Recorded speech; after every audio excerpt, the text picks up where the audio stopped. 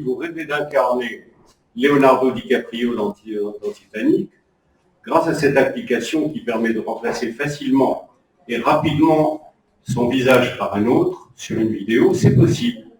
De quoi bluffer Lacan et dissoudre ce qui s'appelait encore il y a peu l'identité personnelle. Naguère, en psychanalyse, on parlait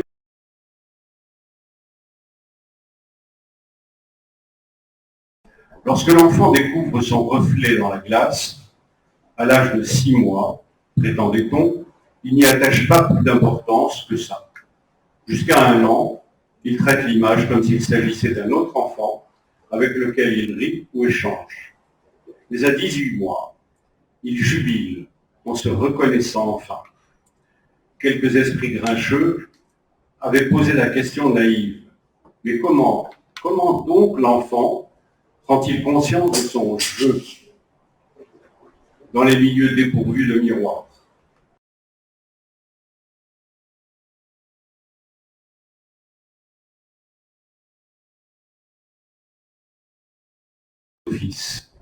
Comme s'il était trivial de s'interroger sur de vulgaires objets concrets. Là, il rejoint un petit peu ce que présente Emmanuel Levinas du concept de visage. Tout cela, c'était avant l'invention du smartphone. Aujourd'hui, chaque bébé est filmé plusieurs fois par jour, constamment mis en présence de son image, et cela dès sa naissance. On le filme, on lui montre, on le filme regardant les images le représentant, on rit, il rit. Après, le stade du miroir est arrivé, celui du minuscule écran de smartphone, à mon avis, bien plus précoce. Et puis, les choses ont encore évolué. Tout s'est passé si vite. Dès 2015, le deep learning, apprentissage profond, avait permis aux ordinateurs de reconnaître l'image. Performance que l'on pensait réservée au cerveau très évolué des singes supérieurs et des humains. En toute logique, il y eut l'application russe FaceApp qui ne se contentait pas de les reconnaître, mais savait aussi les modifier, intervertir leur sexe, vieillir les personnes et susciter cette même jubilation, celle du bébé de Lacan devant son propre visage, cette fois métamorphosé, prématurément vieilli. En 2017 est apparue la technique dite du deepfake, faux profond, qui permet d'incruster, souvent grossièrement, des visages dans une vidéo.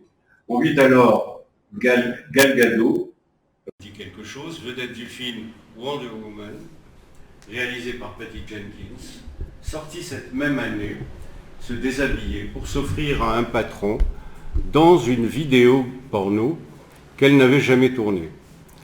D'autres la suivirent dans deux faux clips viraux, Jessica Chastain, Emma Watson, Natalie Portman. Ce n'était là que prémisse. La véritable révolution s'est produite en cette fin d'été, le 30 août dernier, c'était en 2019, lorsque la firme chinoise Momo, habituellement spécialisée dans les messageries en ligne, a proposé sur une plateforme d'achat en ligne l'application Zao, qui permet de remplacer un visage par un autre, au hasard celui de l'utilisateur, dans une vidéo. L'appli vous propose de fournir une série d'images de vous, puis en l'espace de 8 secondes, de devenir Leonardo DiCaprio comme vous en rêviez, dans le Titanic. Cette innovation a déclenché un engouement rarement observé. L'application a été téléchargée des millions de fois. On connaissait déjà, nous l'avons vu, le deepfake, mais une métamorphose produite à une telle vitesse, avec une telle facilité, avec un tel réalisme, ça, on ne l'avait jamais vu. Aussitôt, les inquiétudes ont surgi. Que fera Momo des dizaines de millions de visages qu'elle aura ainsi récoltés? Suivi d'une angoisse politique, on pourra désormais et très facilement produire de fausses vidéos d'hommes politiques, les présenter comme de vrais, manipuler l'opinion, par exemple à la veille d'une élection. Mais, à mon sens, la plus importante manipulation de l'appli Zao, c'est de jouer sur l'identification au héros. Qui ne rêve d'être Leonardo DiCaprio, pour désintégrer l'identité personnelle, désormais factice, provisoire, manipulable par autrui. Le stade du Zao a doublement complexifié le stade du miroir. Désormais, il ne s'agit plus de se reconnaître, mais de se méconnaître. Voilà, c'était écrit en 2019, il y avait comme une prescience vis-à-vis de ce que nous vivons depuis 2020, avec nos masques qui nous donnent à nous faire méconnaître. Or là, nous avons cette chance-là, que vous soyez un petit peu anarchique, moi aussi, et nous avons tous retiré nos masques, car nous voulons nous montrer sans masque, mais avec notre masque habituel. Probablement même mieux que notre masque habituel, parce que nous nous offrons les uns aux autres avec, je dirais, une certaine innocence d'enfance. Nous n'avons pas ni à nous séduire, ni à nous tromper. Nous n'avons qu'à être quelque peu attentifs les uns aux autres et être les miroirs des uns les autres afin de communiquer. Je rappelais il y a un moment à Sana ce que Emmanuel Levinas disait du visage. Pour Emmanuel Levinas, le visage est une entité, c'est un concept qui permet de vous renvoyer à vous-même. Si nous appliquons à regarder les détails du visage, ce n'est plus un visage. Il perd de son caractère particulier, son caractère spécial qui vous interroge et qui vous pénètre. Ce visage-là vous envoie vers vous et vers cette notion archaïque que nous portons, tu ne tueras point. Voilà ce que dit Lévinas. Et c'est ainsi que se fait la communication d'être en être à travers la relation de visage à visage. Vous aurez compris que le masque nous atrophie, le masque nous bêtifie, et dans ce cas, nous ne sommes plus dans une communication, nous sommes au contraire dans une relation d'éloignement les uns des autres. Qui ne s'est pas éloigné à l'époque profonde de confinement et où le masque était une grande obligation, qui ne s'est pas éloigné de son voisin en le croisant? Alors bon, maintenant je vais essayer moi-même de tomber le masque et de vous montrer la personne, de vous montrer ce que vous dit la personne, en tout cas ce que la personne a compris de sa relation au masque et au démasque. Un masque en cache toujours un autre, masque sur masque et masque encore plus sous le masque. À quel masque se vouer? Alors, je vous écoute. Bas les masques. Cela résonne chez moi comme un cri de guerre qui vient répondre à l'injonction du chef. Nous sommes en guerre, vous l'avez tous entendu. Et nous voilà partis, sans même le masque de protection à ce moment-là. Souvenez-vous, il était rare de trouver un masque dans le commerce. Et ça devenait une denrée extrêmement rare, au point que, et je l'ai lu, un riche, je crois saoudien, oui, je crois bien que c'était un saoudien, a commandé à un joaillier israélien, et oui, c'était encore possible, c'est déjà possible, un joaillier israélien de lui faire un masque en or. Bon. Cela fut fait, et puis l'histoire s'arrête là. Hein. Je ne sais pas s'il l'a porté. Bon.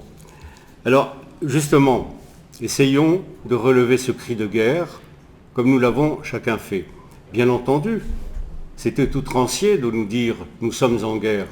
C'était aussi une manipulation politique que de nous dire « nous sommes en guerre ». À cela répond d'ailleurs aujourd'hui, c'est ce que l'on appelle les antivax, ceux qui manifestent, ceux qui protestent contre le masque, contre le vaccin, contre le pass sanitaire, j'allais dire le pass montagne, contre le pass sanitaire, toutes les protestations qui se révèlent aujourd'hui vis-à-vis de cette problématique. En réalité, cette révolte, elle n'est pas ni contre le masque, ni contre le pass sanitaire, ni contre le vaccin, elle est, en fait, contre soi-même en tant que société marchante, en tant que société obéissante. Nous ne voulons pas être obéissants, et cela est dans notre caractéristique particulière. Lorsque nous sommes en séance de psychanalyse, est-ce que nous nous rencontrons masqués? Je ne crois pas, en tout cas moi je ne le pratique pas, bien au contraire.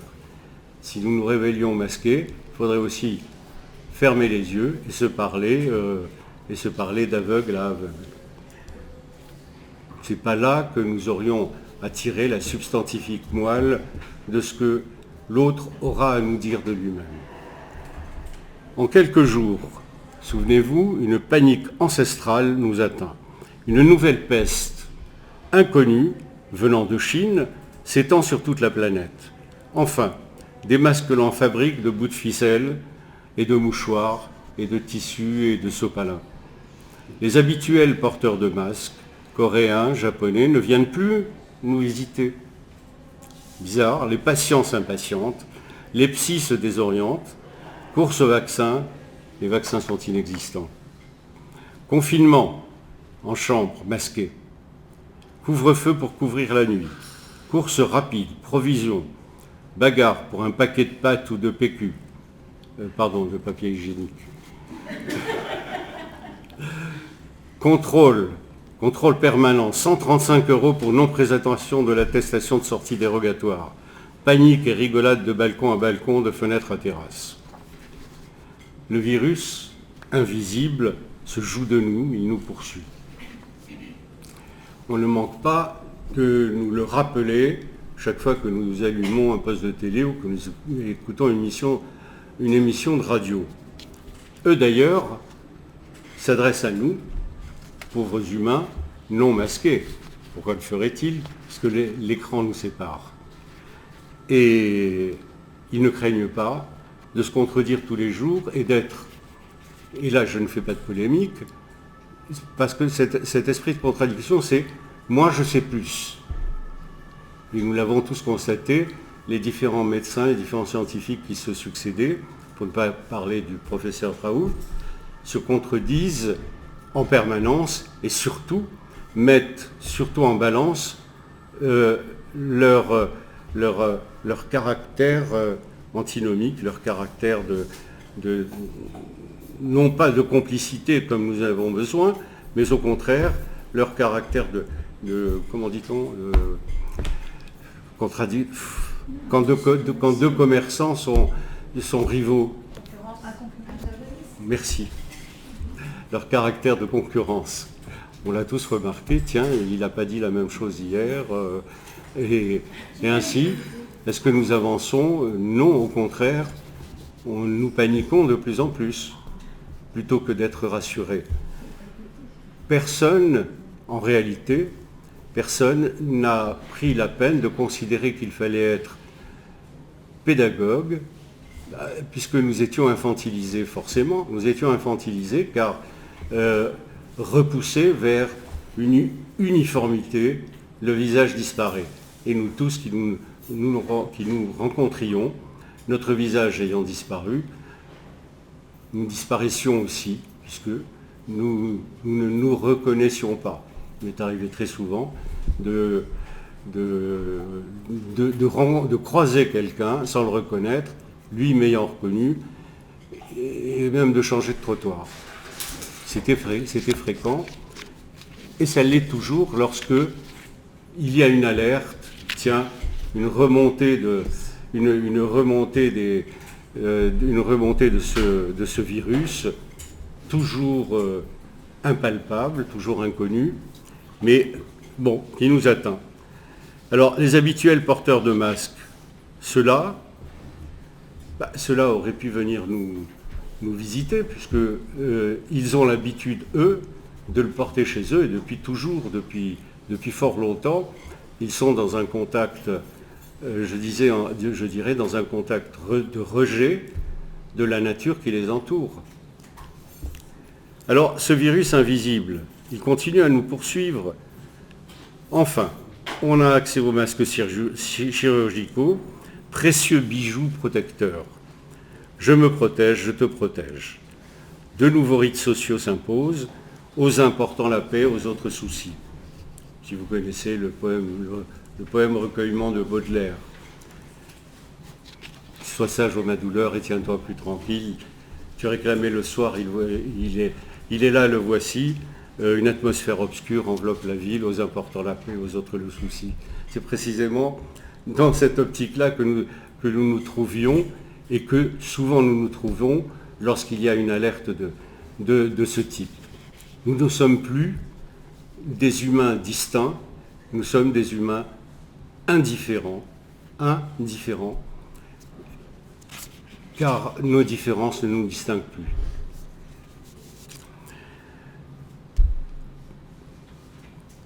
Alors le masque, qui est le nouveau maître de notre quotidien, nous éloigne les uns des autres.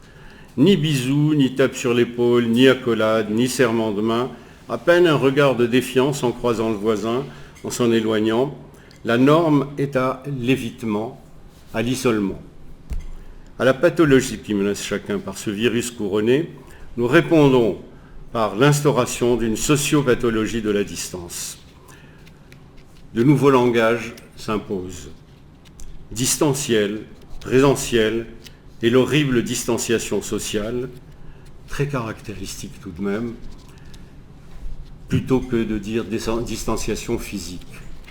Il était quand même symptomatique d'utiliser cette locution distanciation sociale. Politiquement, c'est très grave de dire distanciation sociale. Ils ne s'en sont pas aperçus. Alors que le simple distanciation physique nous suffisait pour être explicite. À la pathologie qui menace chacun par ce virus, je viens de le dire, alors donc nous imposons, et nous imposons ce nouveau langage. Pas de resto, ni famille, ni amis, pas de ciné, pas de concert, pas d'expo, pas de sport, tout est fermé. La ville est bouclée, place à la végétation sauvage et aux animaux qui récupèrent du terrain d'où la civilisation les avait chassés. Je n'embrasse ni mes enfants ni mes amis, lesquels se font absents. Foin de réunion, se laisser gagner par la morosité. Les armes ne nous manquent pas pour éloigner de nous dépression et découragement. Le précieux téléphone, ami de toutes les guerres, l'ami Internet, la télé, extraordinaire ouverture sur toutes les contradictions et fausses nouvelles. Loin de rassurer, elle nous apporte un surcroît d'angoisse. Un petit bonheur au milieu de tout ce gâchis. Le camarade Zoom, grande découverte, vient en relais pour le grand plaisir des membres de l'APE, mais pas seulement. Nouveaux discours, nouveaux modes de communication, l'humanité reste inventive. Dans la difficulté, elle le prouve en cette période critique. Par bonheur, les masques tombent, laissant à s'exprimer le masque humain au cours de ces rencontres virtuelles. Nous nous reconnaissons, nous nous encourageons à ne point dépérir. Bien que les liens sociaux soient distendus, nous retrouvons les moyens de dépasser notre épuisement, notre solitude forcée. Le temps discontinu ne nous règle pas, nous ne savons pourtant pas ce que nous perdons de ce temps qui nous portait à cultiver naturellement notre sociabilité. Nos amitiés se distendent, nous perdons des amis dans cette période. Peut-être n'étaient-ils pas si amis que cela, peut-être ne l'étions-nous pas non plus. Nous en laissons, nous en perdons, au détriment de notre narcissisme affectif. Saurons-nous favoriser l'essentiel au détriment du superflu? Hélas, ce superflu qui enjolive de légèreté la vie, sérieuse et compliquée du devoir quotidien. Nous laisserons probablement sur la route et nous serons laissés des relations en conséquence de liens distendus. L'APE invente avec bonheur de nouveaux liens et cultive la relation régulière entre ses membres et amis. Merci d'être là aujourd'hui pour que nous nous rencontrions. Certes, nos projets viennent à se recentrer vers l'utile. De nouveaux rites et rituels s'imposent et viennent peut-être prendre la place de nos renoncements, voire de nos ruptures. Laissons-nous espérer que ne gagneront pas les petites lâchetés quotidiennes, les peurs inconsidérées des épreuves ordinaires. Bien entendu, soumis comme nous le sommes aux gestes barrières, à la limitation des contacts et des déplacements, à l'acceptation d'obligations limitantes de nos libertés, à la rétention de bien de nos désirs, nous pouvons déduire que cette crise conduit à des positions liberticides, ce que nous ne saurions en toute logique admettre. Et pourtant, nous avançons dans l'interdit. Par-delà tout ce qui nous semble inacceptable, il nous faudra préserver justement notre faculté d'adaptation, et non pas de la tenir pour soumission. Maintenir intacte notre humanité généreuse et bienveillante dans ses manifestations ordinaires. Il nous est indispensable de nettoyer, de décrasser ce qui contraint notre masque intérieur et nous mentir pour faire bonne figure. Cette crise nous fragilise, nous limite, nous empêche, nous défie. Eh bien, tirons en parti pour en inventer les moyens d'en sortir renoués et non pas renoncer. Peut-être est-ce une chance de prendre conscience, de nettoyer au mieux possible ce puits sans fond de l'inconscient totalitaire, d'inventer de nouveaux outils et des techniques à éprouver dans nos relations sensibles et thérapeutiques. Cette crise serait salutaire si nous en tirions le parti de rénover la maison, de libérer quelques étincelles de ce refoulé.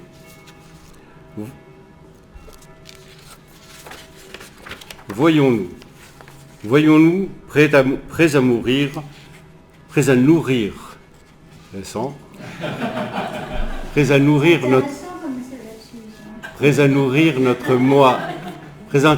nourrir notre moi souffrant.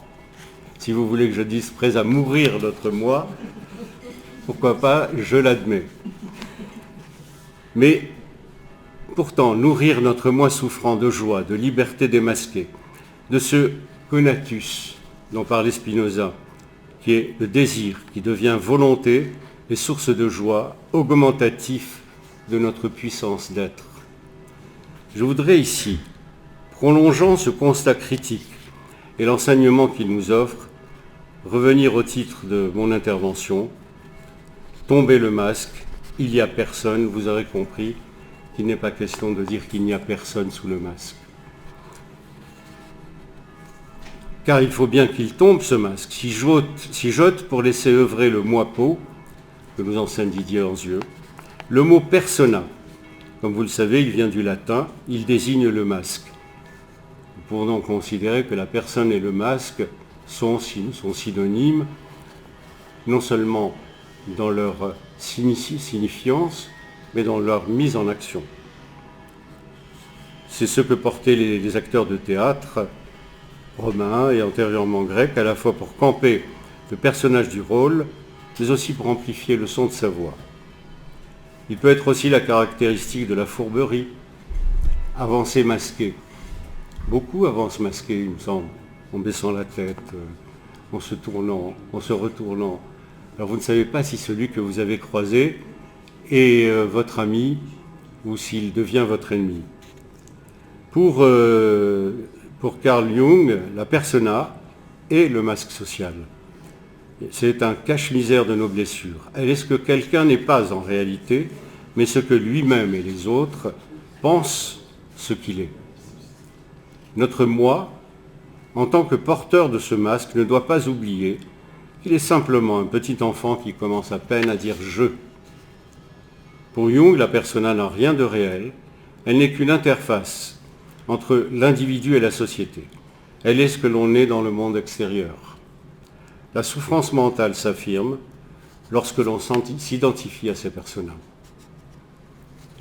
Je préfère le répéter, la souffrance mentale, la folie commence Elle s'affirme lorsque l'on s'identifie à ces personnages.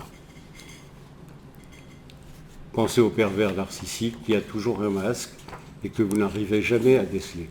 Cela dit, un philosophe disait, si vous interrogez le pervers narcissique et vous allez au fond, il finit par se prendre pour un con.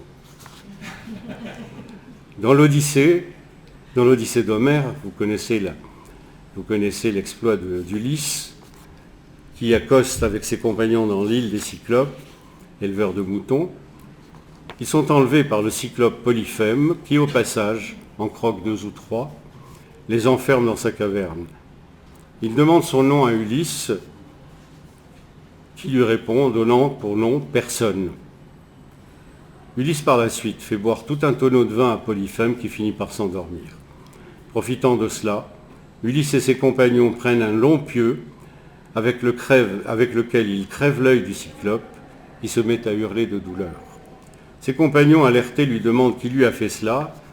Polyphème répond « Personne ». Ses compagnons le laissent à son triste sort, puisqu'il n'y a personne, ce qui permet à Ulysse et ses compagnons de s'enfuir et regagner leur vaisseau. Vous aurez compris que là, il y a une lutte entre phallus. Crever l'œil du cyclope représente le phallus. Et ce pieu qui lui enfonce dans l'œil et qui le désarme est aussi une relation phallique de castration. Oui.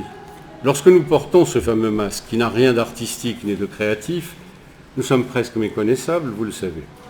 Ajoutez à cela des lunettes sombres, un casque de moto ou une capuche. Pardon ? Ajoutez à cela un casque de moto ou une capuche et vous le serez tout à fait. Il m'arrive de ne pas reconnaître quelqu'un que je croise. Qui sommes-nous ? Qui suis-je avec et sans ce masque ? Le masque est une partie intégrante de notre culture pourtant. Toute société humaine a de nombreuses occasions de porter masque et aussi de se démasquer. Si nous interrogions Emmanuel Levinas au sujet du masque, ce que je vous ai dit tout à l'heure, il nous dirait que ce n'est pas le regard qui fait le visage, mais l'ensemble du visage comme concept de l'altérité qui produit, lorsque je l'aborde, l'émotion de rencontrer moi en l'autre et qui m'enjoint de ne pas le tuer, me rappelant l'interdit absolu, tu ne tueras pas.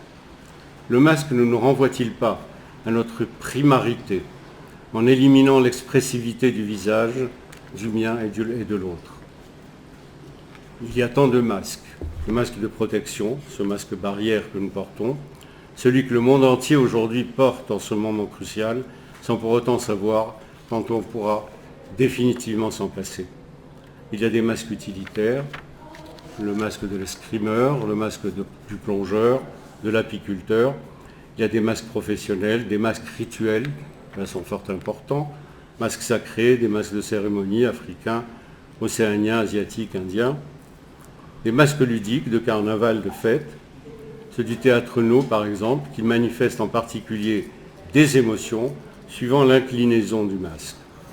Vous avez remarqué que dans le masque No, on porte des sourcils, on dessine des sourcils plus hauts que les siens, et donc ce qui permet de donner à entendre ou à voir les émotions qui sont par ailleurs chantées et jouées.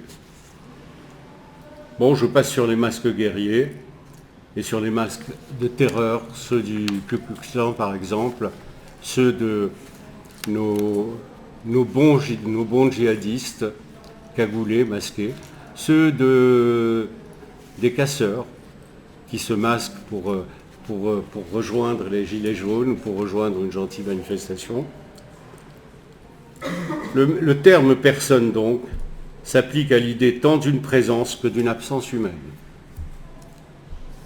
La personne est là et il n'y a personne. J'ai dit. Et si j'ai eu des redites, pardonnez-moi, mais vous avez tant dit de choses intéressantes hier qu'il était difficile d'y ajouter. Merci.